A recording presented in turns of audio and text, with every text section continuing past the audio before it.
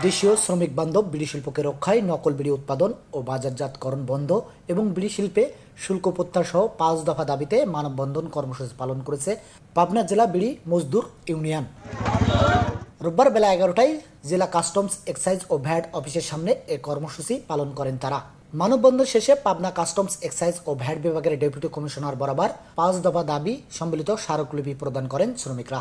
তাদের দাবিগুলো হলো পাবনা জেলার সর্বাধিক রাজস্ব ফাঁকিদানকারী মধু বাংলা বিড়ির উৎপাদনের সাথে সঙ্গতি রেখে শতভাগ রাজস্ব বৃদ্ধি, রাজস্ব ঘাটতিকারী স্পেশাল রাজা নূরজাহান, মহব্বত বিড়ি, নূরমহল, জামাল, নাহিদ শ্রমিক বিড়ির অনতিবিলম্বে রাজস্ব প্রবৃদ্ধি, চলতি বাজেটে বিড়ি শিল্পের উপর থেকে শুল্ক প্রত্যাহার ও সরকার নির্ধারিত মূল্যে বিড়ি বিক্রয় নিশ্চিতকরণ, বিদেশি কোম্পানির নির্ভরস্তরের সিগারেট বন্ধ এবং পাবনা সহ দেশব্যাপী নকল ও ব্যবহৃত ব্যান্ডরোল দিয়ে বিড়ি উৎপাদন ও বাজারজাতকরণ বন্ধ করা।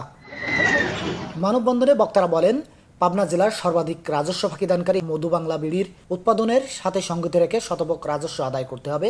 এছাড়া স্পেশাল রাজা বিড়ি, বাংলা বিড়ি, নূরজাহান বিড়ি, জামাল বিড়ি, নূরমহল বিড়ি, নাহিদ বিড়ি, শ্রমিক বিড়ি সহ বিভিন্ন কোম্পানিগুলো রাজস্ব প্রদানে কোনো প্রকার প্রবৃদ্ধি নেই, বরঞ্চ ঘাটিতে কেউ 40% অতিক্রম করেছে।